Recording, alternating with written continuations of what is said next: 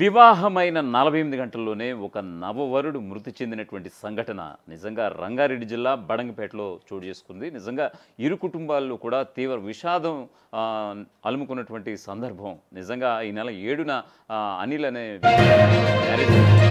So గంటలు గడిచింది. 48 గంటలు గడిచిన తర్వాత అందరూ హ్యాపీగా ఉన్నారు. హ్యాపీగా ఉన్నటువంటి సమయాన్న బంధువుల సమక్షంలో, తల్లిదండ్రుల సమక్షంలో, అత్తమామల సమక్షంలో నిలువున కుప్పకూలిపోయాడు నవవరుడు అనిల్. ఇంత పూసి 30 ఏళ్ళు కూడా లేవు. సో ఈ క్రమంలో అతను వెంటనే ఆసుపత్రికి తీసుకువెళ్ళటం, హాస్పిటల్లో ట్రీట్మెంట్ తీసుకుంటే ఆయన చనిపోవడం జరిగింది. ఇది కొంచెం ఆలస్యంగా వెలుగులు వచ్చినటువంటి సంఘటనగా మనం చెప్పొచ్చు.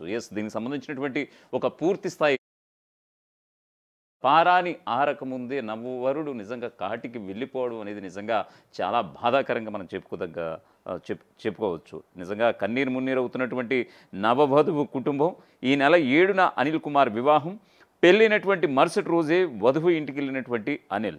వధువు అలాగే బంధువులతో మాట్లాడుతూ కుప్పకూలిపోయినటువంటి వరుడు అనిల్.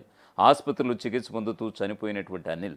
కాలపారాని ఆరకముందే వరుడు మృతి ఇరు కుటుంబాల్లో విషాదాన్ని నింపింది.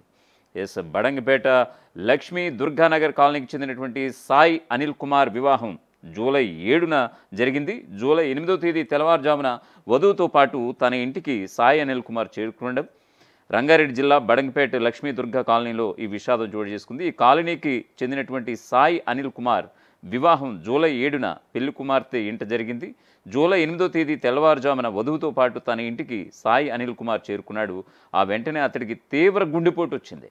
ఇంట్లోనే అతడు కుప్పకూలిపోయాడు. కుటుంబ సభ్యులు వెంటనే స్పందించి అతన్ని సమీపంలోని ప్రైవేట్ ఆసుపత్రికి తరలించారు. అక్కడ చికిత్స పొందుతూ అతడు మరణించడం జరిగింది.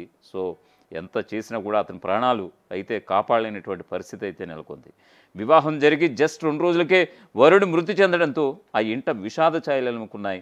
ఉద్యోగం చేస్తున్నటువంటి అనిల్కు వివాహం చేస్తే ఒక ఇంటివాడవుతాడని తామంతా భావించామంటూ కూడా అనిల్ తల్లిదండ్రులతో పాటు బంధువులు కూడా కన్నీటి పర్యంతమవుతున్నారు. కానీ ఇలా తిరిగి రాని లోకాలకు పయనమవుతాడని తాము అస్సలు ఊహించలేదని కూడా వారు చెబుతున్నారు. ఇంటి గుమ్మాలకు కట్టినటువంటి మామిడాకులు వాడిపోక మునిపే తమ కుమారుడికి నిండు 100 ఏళ్ళు నిండిపోయాయంటూ ఆ కన్న తల్లిదండ్రులు రోధిస్తున్నటువంటి తీరు స్థానికులతో పాటు బంధువులను తీవ్రంగా కలిచివేస్తోంది. అసలైన తొలి వెలుగు. ఫాలో వాట్సాప్ @తొలి వెలుగు official.